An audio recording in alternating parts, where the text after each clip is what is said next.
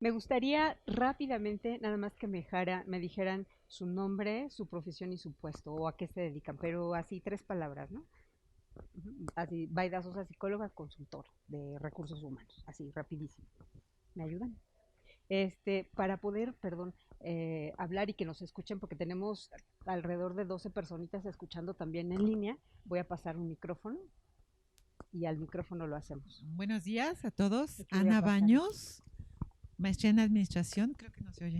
Maestría en administración y soy consultor. Consultor, sí, no, no se va a oír, pero los demás nos oyen. No se escucha, pero Buenos días, está bien. Froilán Campos, ingeniero industrial y también soy consultor. Gracias. Leticia Arbizu Contreras, contador público. Soy Alan y contador de nóminas. Gracias. Buenos días, mi nombre es Sandra Cuevas y soy contador público. Buenos días, mi nombre es Carla Kruk y soy auxiliar administrativo. Buenos días, Alberto Miranda, auditor externo. Gracias. Buenos días, Israel Pacheco, contador público. Hola, soy Yasmín Rolandini y soy trabajadora social. Hola, buenos días. Jorge Hernández, soy asesor de seguridad y salud ocupacional. Buenos días, Jorge Martínez, soy licenciado en Administración. Buenos días, Sergio Patlán, ingeniero químico con MBA, consultor. Etziri Aranda, consultora. Paola López, contador público, gerente de recursos humanos. Alejandrina Garzón, soy ingeniero bioquímico industrial y también soy consultor.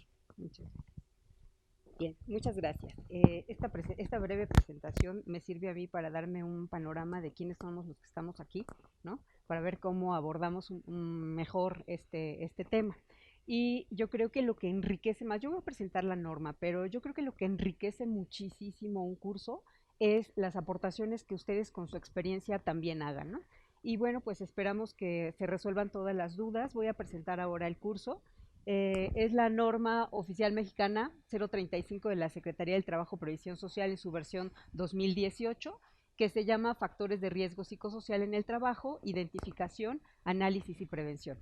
Levántenme la mano, vamos a hacer un examen. Levántenme la mano. ¿Quiénes ya leyeron la norma? Perfecto, entonces como que mitad y mitad, ¿no? Vamos a ver. Bueno, entonces para los que no la conocen y no la han revisado, nos vamos a ir como desde el fondo, ¿no? Entonces, cualquier cosa, por favor, vamos levantando la mano y aportando. Entonces, la idea de hacer este curso, principalmente, es que podamos llevarnos al final una...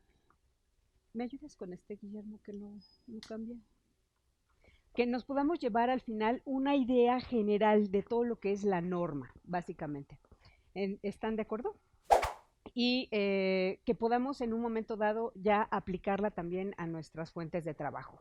Entonces, básicamente nos vamos a ir con el orden y los pasos que tiene la norma.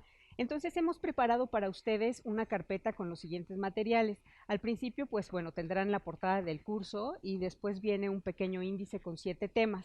De esos 7 temas que están, viene en la parte de atrás de la portada.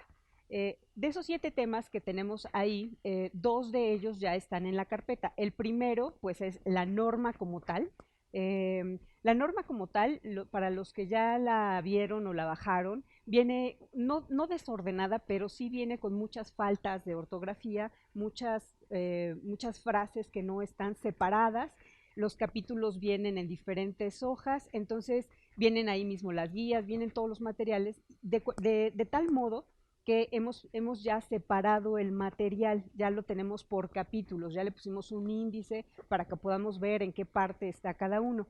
Entonces, cuando se vayan a la norma, pues no se asusten de ver el material, al final de cuentas es el mismo, no se le ha modificado nada, solamente se le dio un pequeño formato. Entonces, está la norma como tal, pero le saqué las guías, le saqué algunos materiales que los tengo acá y poco a poco, conforme lo vayamos abordando, conforme vayamos avanzando, entonces les voy a ir entregando los materiales. Así que en su carpeta solamente van a tener la norma como tal y van a tener la presentación de PowerPoint que estamos pasando en esta.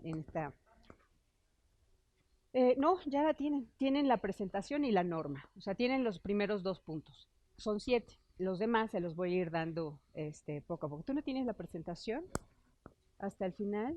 No. Ahorita le conseguimos una presentación, un material con presentación.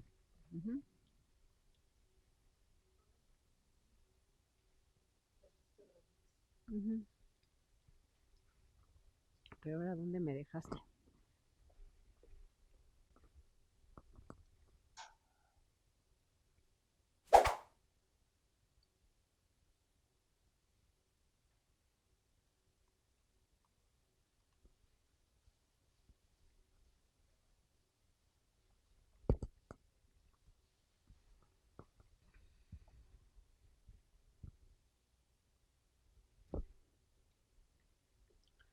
¿Todos tienen ya entonces su material? ¿Sí? ¿Completo? Ok, de acuerdo. Entonces, vamos a empezar. Está también este correo en donde se encuentran nuestros materiales. Ustedes van a poder entrar como si fuera su propio correo a ese correo de Yahoo con esta clave. Y entonces todos los materiales que les vamos a dar de manera física también los pueden encontrar ahí. ¿Por qué? Porque, por ejemplo, las normas de aplicación vienen igual, como que no las puedes imprimir de la norma original, entonces ahí también ya las hemos puesto por separado, y si tú quieres imprimir, hemos hecho, por ejemplo, una guía de la 1, son 5 guías, ¿no? Entonces hemos hecho la guía de la 1, la de las 2, que tiene todo su formato y tiene todo su instructivo, pero también hay otro juego de todas las normas que las puedes imprimir, o sea, simplemente dice versión para imprimir para el aplicante, y entonces las imprimes y ya tienes los juegos simplemente para mostrarlos, ¿no? Entonces ya los vamos a ver. Por eso les recomiendo mucho este material de pronto. Y también, pues, la presentación, porque ahorita van a ver que es como una guía, es como un mapa, fue preparada como un mapa para que te puedas guiar con colores. Vamos a ir explicando todo esto. Bueno, el temario, la norma tiene 13 temas, como todos los que ya la han leído, han visto, ¿no? Entonces, primero, pues es el objetivo de la norma, no del curso, sino de la norma. Posteriormente, vamos a hablar un poquito de los antecedentes, de dónde viene la necesidad de tener en México una norma y cuáles son las autoridades que competen para formar una norma mexicana.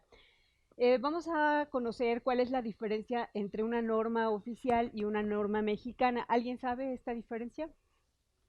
¿Sí?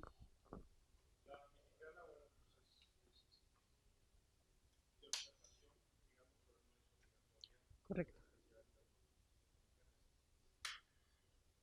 Correcto. Y entonces, al ser esta una NOM, que es norma oficial mexicana, y no una NMX norma mexicana, eso es lo que lo hace ya obligatoria. Entonces, cuando veamos las normas, con estas nomenclaturas podemos hacer una diferenciación.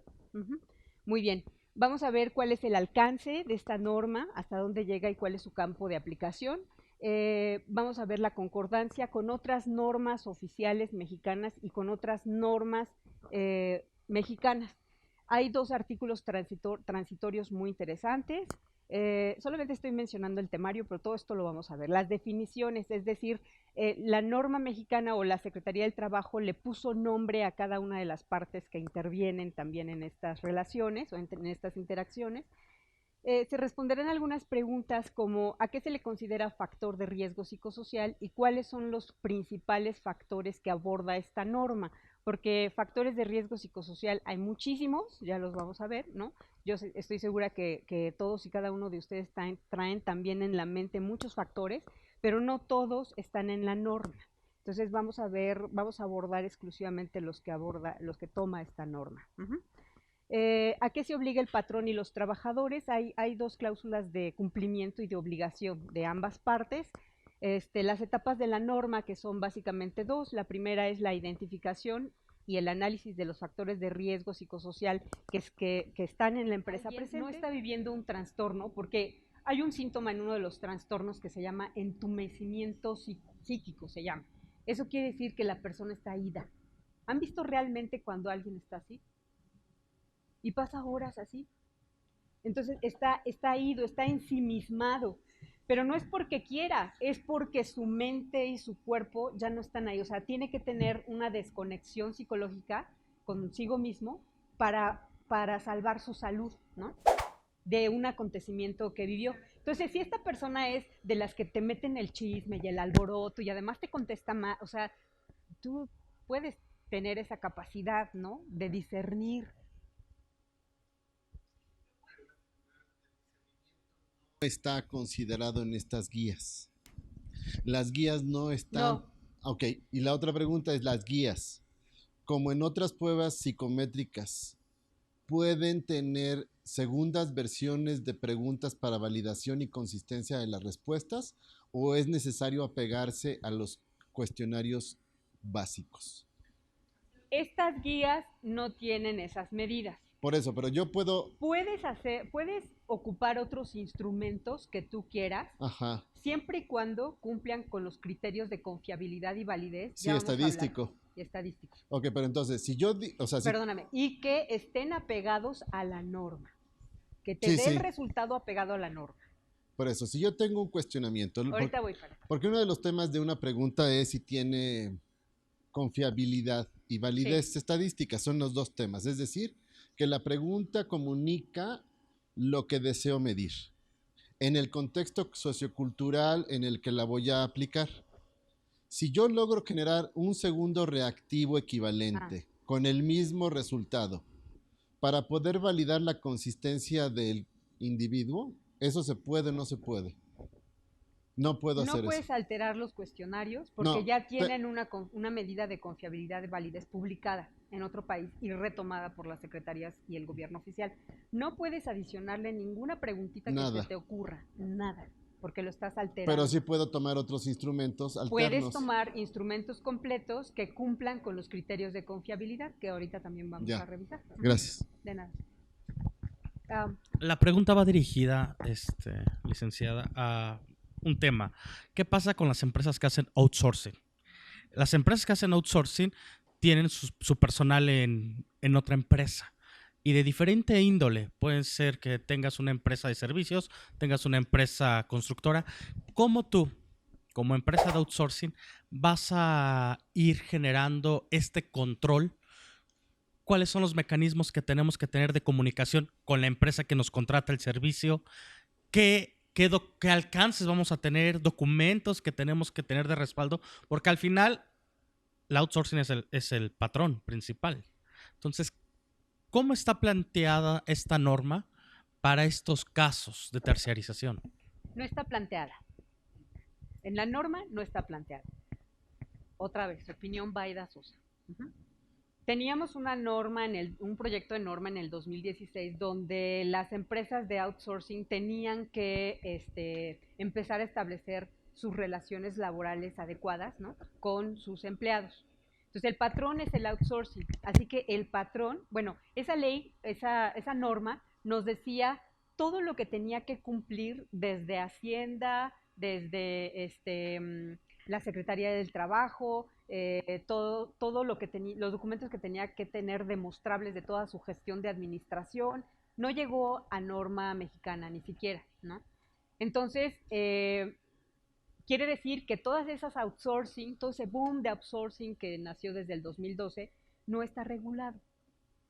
Pero son patrones y se consideran empresas, y como empresas entran en la norma. Entonces, tú tienes que asegurarte que el personal que tú subcontratas tiene o cumple con la seguridad de esta norma. Aunque tú los mandes a otro lado, ¿no?, pero son tus empleados y tú los cuidas, son tus pollos y tú los cuidas, ¿no? Entonces, el responsable de cumplimiento de la norma es el patrón real de ese outsource, no en donde están laborando. Y el problema es la definición de centro de trabajo. Porque el centro de trabajo, ¿cuál es? ¿Donde está contratado o donde estás ejerciendo el rol de outsource? En la norma es el centro de trabajo donde realizas tus labores físicas. Entonces, aquí te vuelvo a repetir, la norma no lo dice, ¿no? Por lo tanto, lo que yo pueda decir es mi interpretación. Ajá. Y seguirán surgiendo puntos de resolución. Pero desde mi punto de vista, si yo tuviera un outsourcing y meto personal en centro de trabajo, yo junto con el patrón debería de estar haciendo toda la... A lo mejor yo outsourcing aplico las guías, pero tengo que aplicarlas también de acuerdo a los grupos de trabajo que meto aquí, que meto acá, porque los riesgos son diferentes.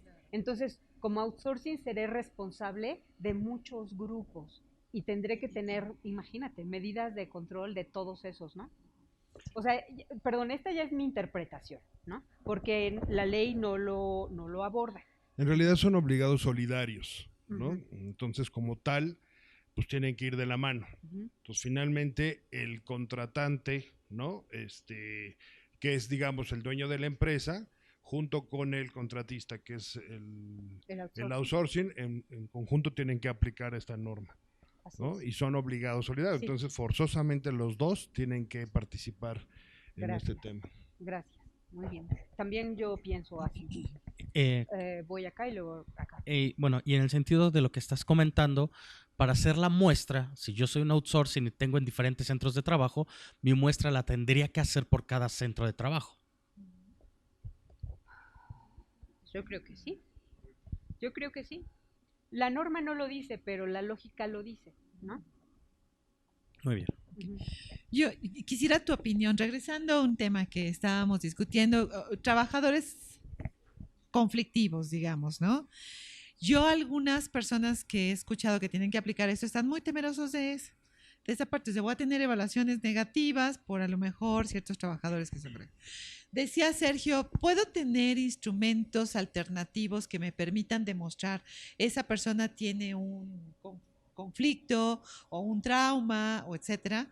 ¿O podría yo aplicar alternativamente a otros grupos de personas opinando sobre esto para yo tener una evidencia que no es tanto mi ambiente, sino que es la propia persona? No sé si me explico. Bastante bien. ¿Qué opinas? Bastante bien. Te voy a dar la respuesta en una palabra. La respuesta es no. Esta norma no pretende evaluar trastornos mentales, psicológicos, hacer evaluaciones psicométricas al personal, señalar, porque ya estás incumpliendo con las otras normas, ¿no? No, definitivamente no. Entonces, quien tenga ese mito, tanto trabajador como empleador, tiene que cambiarlo. Solamente habla de los riesgos, de los factores de riesgo psicosocial que comete la empresa y que tiene que mejorar para que no se den las enfermedades. Para que el empleado no se afecte en su salud. Hasta donde esté posible. Perdóname. Pero si ya llegó mal. Ah, bueno, pues si ya está mal, igual, a lo mejor en tu entrevista de selección tú no lo detectaste y lo dejaste entrar y ya es tu pollo. Entonces, si tú ves que tiene ya un síndrome, ¿no? Y tú vas viendo, le aplicas la evaluación número 1 y sale sale afectado con acontecimiento traumático severo, tienes la obligación de darle atención psicológica, psiquiátrica o médica.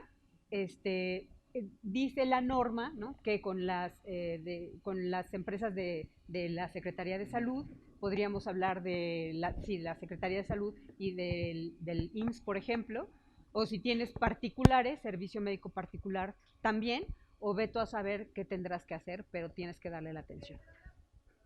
Al inicio del reclutamiento yo puedo hacer me pueden acusar de discriminación si apruebo una prueba para definir si están malitos o no. Sí. Ok.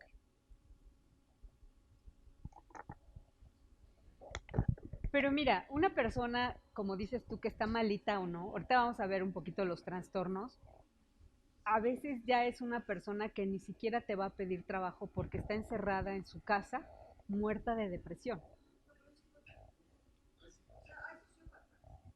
Ah, no, esos son los integrados que ya nacen en el DSM-5 y esos entran. ¿no? Sí, así es. Sí, así es. Sí, así es. Ujú.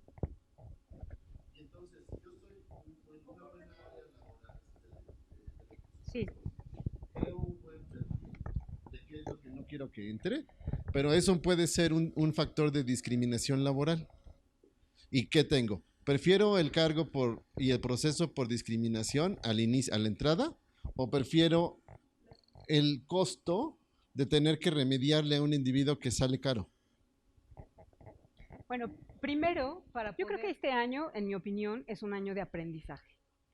Entonces, si tú haces todo el proceso que ya no los están dando, puedes tener la mayor oportunidad de aprendizaje y de poder decir, bueno, el siguiente año empiezo a trabajar sobre lo que no sirvió, ¿no? Y tomo lo que sí sirvió y a generar nuevas cosas. Al fin es un proceso de aprendizaje y error y tenemos esa oportunidad. No vamos a cambiar la cultura mañana, ¿verdad? Ni este año. ¿Estamos de acuerdo? ¿Todos bien? ¿Sí? Ok. Entonces, continúo. Ahora, ¿a qué se obliga el trabajador? El trabajador está obligado también a conocer la norma. Tiene que conocerla, es parte de su obligación. O la lee o asiste a nuestros cursos de capacitación, nuestras intervenciones. Tiene la obligación de guardar y hacer guardar la norma. Entonces, no tiene o tiene que evitarse o abstenerse de realizar prácticas violentas o cualquier otra actitud o comportamiento considerada como contraria al entorno favorable. Que cada empresa tiene sus particularidades, ¿no? Todas las empresas, pero está, por ejemplo, está el radio pasillo, está hablar mal de tu empresa, como hablar mal de tu país o hablar, ¿no? Así, tiene efectos importantes. Tiene la obligación de responder todos los cuestionarios, todas las guías, tiene que dejar la evidencia por escrito. Bueno, cuando ocurre un acontecimiento traumático severo, esta persona tiene que sentarse a escribir. De hecho, esa es parte como de la terapia, ¿no? De la terapia EMDR. Le comentaba en el desayuno, en el almuerzo, que la Organización Mundial de la Salud ha estipulado o ha creado una terapia que se llama EMDR, que es para tratar pacientes con acontecimientos traumáticos severos, ¿no? Entonces, eso lo empezó a aplicar para los soldados de la guerra, pero ahora lo utiliza para los empleados, ¿no? Que tengan estrés de tercer nivel.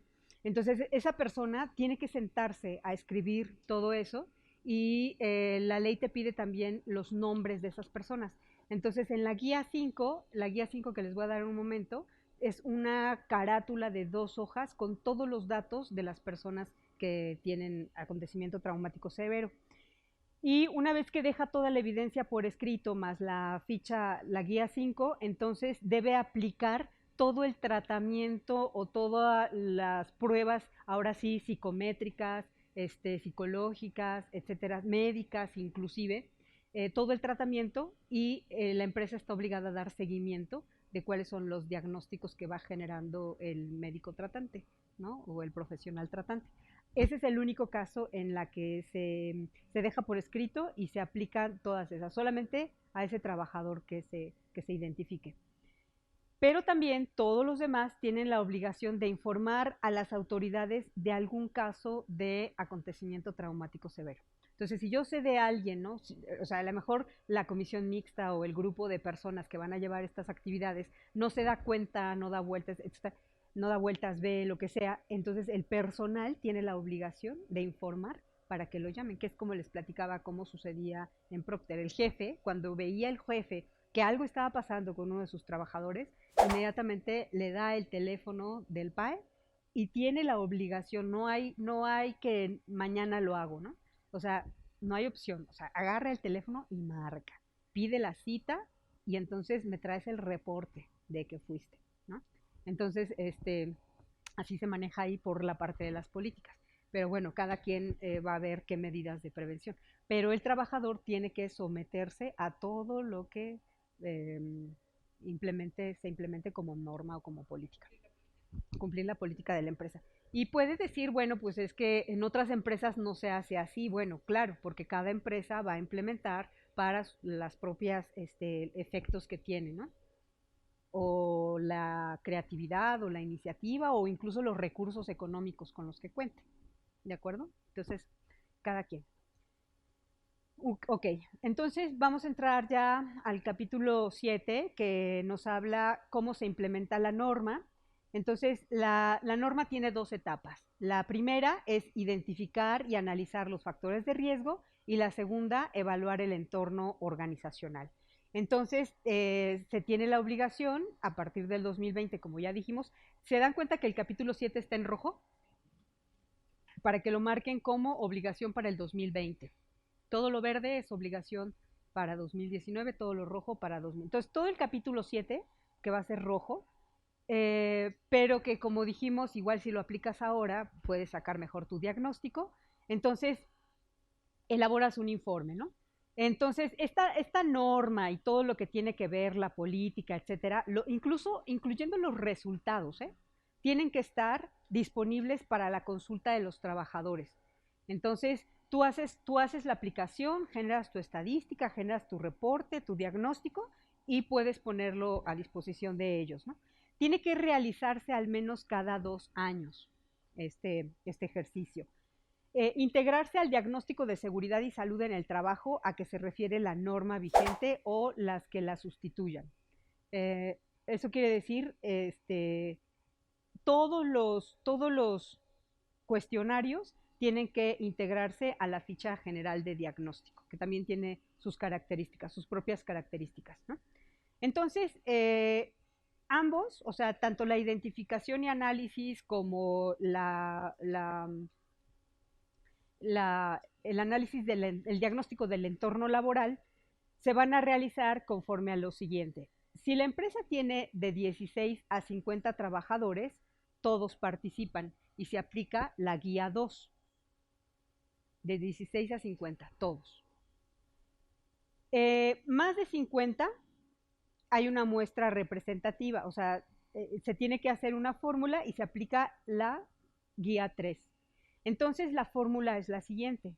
N minúscula es igual, estos factores se quedan fijos, 0.9604 multiplicado por N mayúscula, que N mayúscula es el número total de trabajadores, entre 0.0025 por el número de trabajadores menos 1 más el mismo factor, 0.9604. Esta fórmula no se mueve. Y lo que vamos a ir sustituyendo nada más son los valores de N, es así de simple. En un ejemplo de una empresa con 100 trabajadores, sustituimos las N's y entonces nos va quedando que 0.9604 es igual a 9604, 0.0025 por 100 menos 1 es 0.2475, más el 9604, seguimos bajando los mismos, y en la división nos quedan 79.51 personas. En este caso, por cada 100 trabajadores, vamos a evaluar 80 personas. 80 personas es la muestra. ¿Cómo ven? ¿Sí? Entonces, ¿qué les parece si hacemos un ejercicio? Hagan ustedes el muestreo. Antes de seguir adelante. Sí. Esta fórmula entonces me da a entender que independientemente del número de trabajadores, mi muestra sería del 80%. No, dependiendo del número de trabajadores es tu muestra. Si yo tengo 1000 trabajadores y aplico esa fórmula, ok, sí, ya vi. Serían 800. No, cambia. Sí, ya vi. Lo había interpretado. Bueno, esa es una. La otra, ¿y qué pasa si no lo hago? Yo ya sea como patrón o ya sea como trabajador. Si tú como patrón no observo, yo no aplico la norma, o yo como trabajador no acato la norma. ahí hay sanciones. Todavía no están establecidas cuáles. Exactamente, que era lo que decía al principio. No hay sanción porque tengas un ambiente organizacional desfavorable o porque no hayas tomado las medidas. O sea, no importa, todos estamos igual. Pero entrando, como ya es norma oficial, se sanciona si no te subes a la norma. No pasa nada mientras no seas auditado. Claro. Pero si eres auditado, entonces no estarás en cumplimiento, habrá sanciones que hoy por hoy la norma no menciona. Pero en el 2020 hay que estar al pendiente para ver si salen las unidades de verificación, que son las piezas del rompecabezas que falta, si salen las sanciones aplicables por eso. Entonces, no te van a sancionar por nada, solo por no cumplir con la norma. Pues en el no caso sabemos, del patrón. No sé.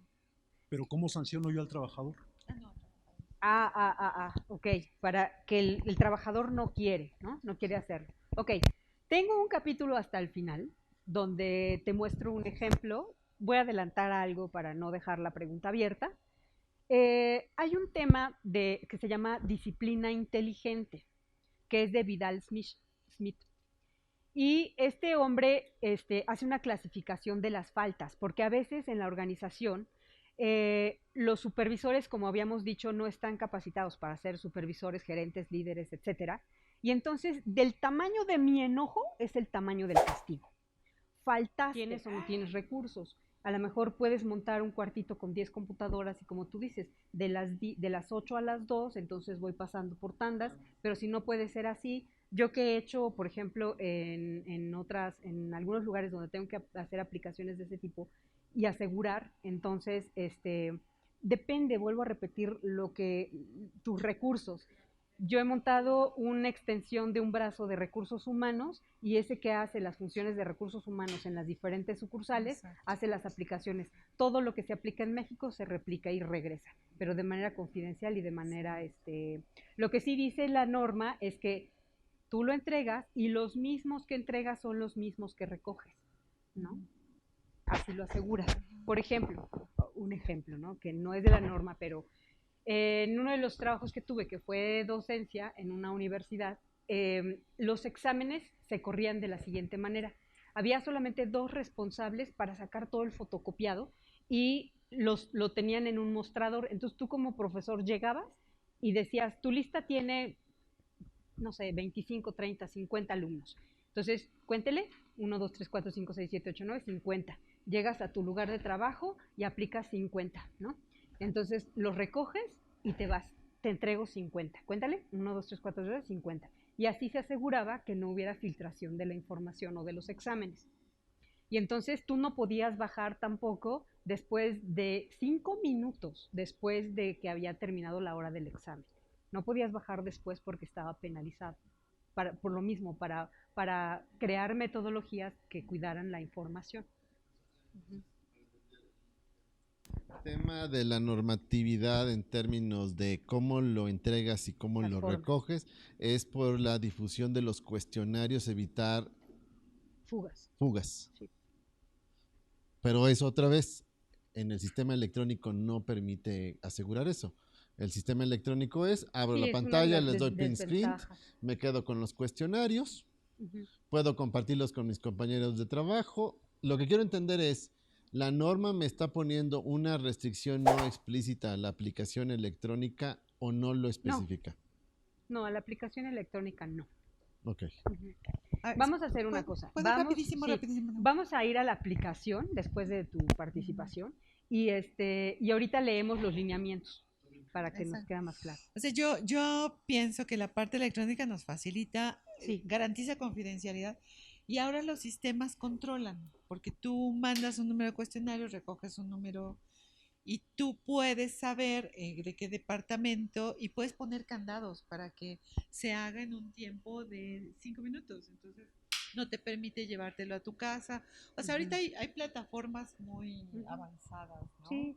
Y le puedes controlar variables como, por ejemplo, como el banco, ¿no? Dame tu fecha de nacimiento, dime dónde vives, dame no sé qué, dame tu, ¿no? Y tú estás dando y dando y dando porque eso evalúa la seguridad, ¿no? Aumenta la seguridad que eres tú.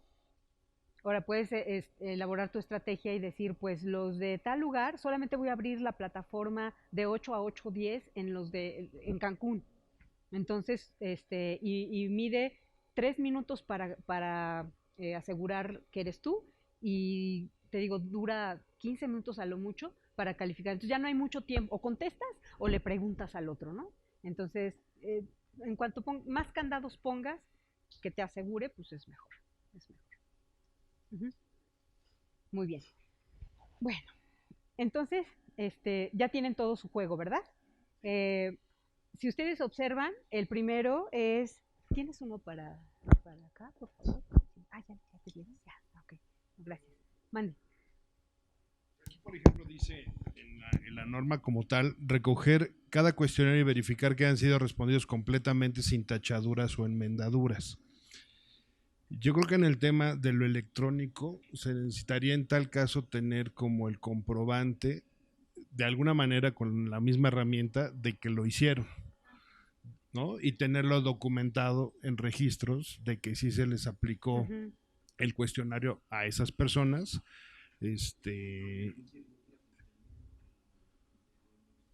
Exacto. Pero tener la herramienta y tener como la herramienta, tu misma plataforma o la misma aplicación donde tú puedas demostrarle a la autoridad que sí aplicaste a esa persona ese cuestionario y que tienes aquí el comprobante de alguna manera de que entró con un password o algo así. Para temas de la norma, ¿no? De una inspección. Sí, es decir, la norma no dice que lo hagas electrónico, pero como no es, todavía no está bien establecido, muchos tendrán la iniciativa de hacerlo electrónico y ya veremos qué sale en la otra. O sea, a lo mejor no dice, no dice que no lo excluye. No lo excluye. Escrito, manual.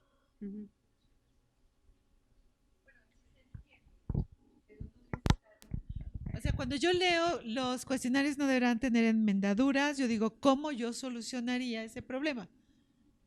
Ahí no me dice que no lo pueda hacer electrónicamente. Yo en mi sano juicio jamás haría en papel y lápiz para una población. Hay empresas de 150,000 empleados. O sea, no. Sí, no. ¿Cómo vas a hacer eso? Tú decías hace un rato, te vas a pasar 2 años levantando información. O sea, eso es ridículo. ¿O cómo vas a demostrar que todos los cuestionarios no tenían tachaduras? ¿Cómo? Bueno, en algo que acordamos es que la norma todavía no funciona para todas las variables que necesitamos, ¿no? Entonces, otra vez vuelvo al punto. Esperemos. Vamos a aplicar como está comentando. ¿De acuerdo? Bueno, entonces, para conocer los cuestionarios, tienen ahí los 3. Si ustedes le quitan el clip, la primera hoja es la guía 1, que habla, ese cuestionario es para identificar a los trabajadores que fueron sujetos a acontecimientos traumáticos severos. ¿Ok? Y los vamos a contestar. Luego viene, en la segunda hoja, viene la guía 2, que ya es para la identificación y análisis de los factores para empresas de 16 a 50. Y después la guía 3 ya viene igual para la identificación de factores, porque van a ver las preguntas muy similares, ¿no? Entre la guía 2 y la guía 3. Y la guía 3 es para empresas que tienen más de 51 trabajadores. ¿Sí? Pero las vamos a contestar todas. Bueno, entonces,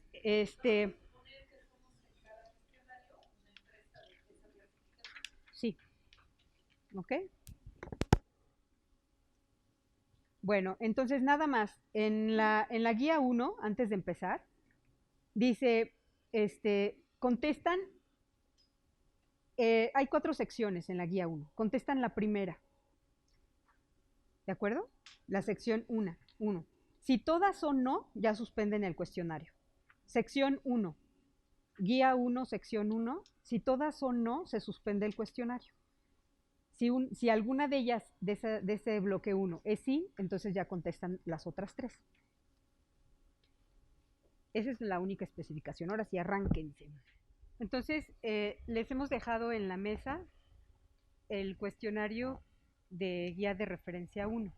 Entonces ya tienen el 1 contestado y tienen el 1 con sus instrucciones, ¿ok? Entonces vamos a revisar, dice guía de referencia 1, guía 1, ya lo tienen también por ahí. Dice, ejemplo de cuestionario para identificar a los trabajadores que fueron sujetos a acontecimientos traumáticos severos. Este es para ATS. Contiene 22 reactivos clasificados en 4 grupos. Dice, el contenido de esta guía es un complemento para la mejor comprensión de la presente norma y no es de cumplimiento obligatorio. En esta guía se presenta un ejemplo de cuestionario que permite identificar a los trabajadores que han sido sujetos a acontecimientos traumáticos severos y que requieren valoración clínica. Entonces, pues lo contestamos y si ven, en esta parte tiene una diferenciación. Tiene un cuadrito que dice diagnóstico, requiere valoración clínica sí o no. El otro no lo tiene para que no demos sugerencias de nada. Sí, se lo quité para que no, o sea, si un empleado lo lee, dice, pues voy a contestar todo mal para que entonces sí me manden y entonces ahí te manipulen. Entonces solo contéstalo y ya. Lo demás es para nosotros, ¿de acuerdo? Por eso lo quité. Entonces vamos a contestarlo. Atrás dice, inciso A. El cuestionario debe aplicarse conforme a lo siguiente. Si todas las respuestas a la sección 1, acontecimiento traumático severo, son no es necesario responder las demás secciones y el trabajador no requiere una valoración clínica. Entonces díganme, bueno,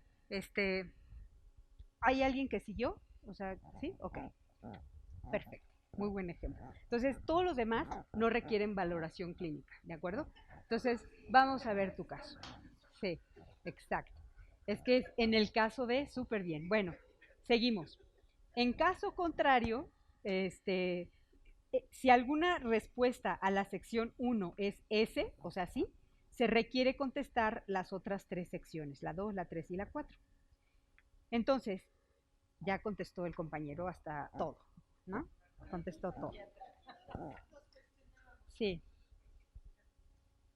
Nos cuestionábamos porque decíamos, a lo mejor el evento, sí sabemos que es 2 meses, sí, pero la verdad es que tu mente se va más allá. Sí. ¿No? Es inevitable. Sí. No atendido. Un asalto, ¿no? O un temblor, pues eso no te lo Sí. quita, ¿no? El asalto, si te asaltaron de manera violenta hace 3 meses, o 4 o 5, un año, pues ahí lo traes. Sí. Entonces sí Y- está como muy limitativo este sí. tema de que sea 2 meses. También ¿sí? me preguntaban, ¿y tiene que ser un evento en la empresa? Porque a lo mejor el asalto fue a ti afuera Claro. y produce produce el mismo resultado. Y si no fue atendido, a lo mejor fue hace 10 años. Además- no. Entonces Sí. ubicas al trabajador y le dices que 2 meses, pero si te dice, por ejemplo, es que sí me siento así, pero no porque me haya pasado aquí, entonces ya no lo marca la norma, vuelvo a insistir, pero yo lo que haría sería preguntarle, o sea, qué tipo de evento fue, cuándo fue, que me platique, porque al final descubro, identifico y analizo que tiene un efecto en su salud.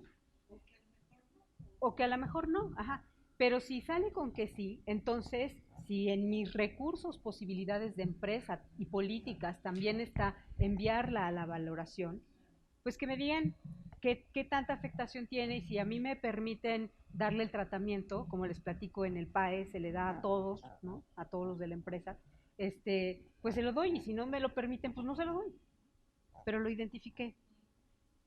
Hago que me llene la ficha de datos personales y lo guardo. Entonces, identificaste, mira, sí, 1. Y en la entrevista, o sea, me dio por escrito, ¿te acuerdas? La norma dice, te lo tiene que escribir, te tiene que dar por escrito todos los hechos. Y entonces la mandas a la valoración. Entonces, puedes decirle a la, ¿cómo se llama? La secretaría o al evaluador, no la atendí, porque sí lo tiene, pero no es un hecho que se dio en la empresa. O sí la atendí porque, aunque no fue un hecho que se dio en la empresa, sí la atendimos. Claro. Y ahí te cuidas de 2 Decidí cosas. atenderlo. ¿no? O sea, porque tú sabes que es un riesgo latente de esa persona Sí. que al ratito puede desencadenar en un tema que le dé una psicosis o algo ahí, ¿no? En un evento psicótico, porque lo va arrastrando, ¿no? Entonces eso te ayuda a ti como recursos humanos, el poder de prever que más adelante te genere otro tema. La compañera hace ratito preguntaba que si también era fuera del trabajo.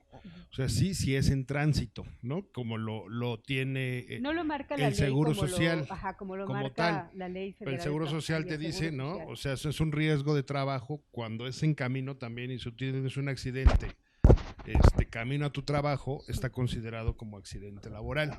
Y así también la ley de federal del trabajo. Entonces, Yo asumiría que así es, aunque no lo dice. no lo dice, pero o sea, por ejemplo, un secuestro, un asalto, pues es normalmente fuera del centro de trabajo.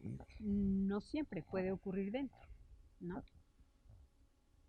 Por Pues sí. ejemplo, yo trabajé en bancos, sucursales bancarias, 1985 a 1988 aproximadamente, era el boom de los asaltos en sucursales bancarias, ¿no? Y me tocó con arma y disparada, ¿no? Y al cajero principal que estaba al lado de mí, lo aventaron a donde estaba yo tirada, así, sangrando, ¿no? Y llorando.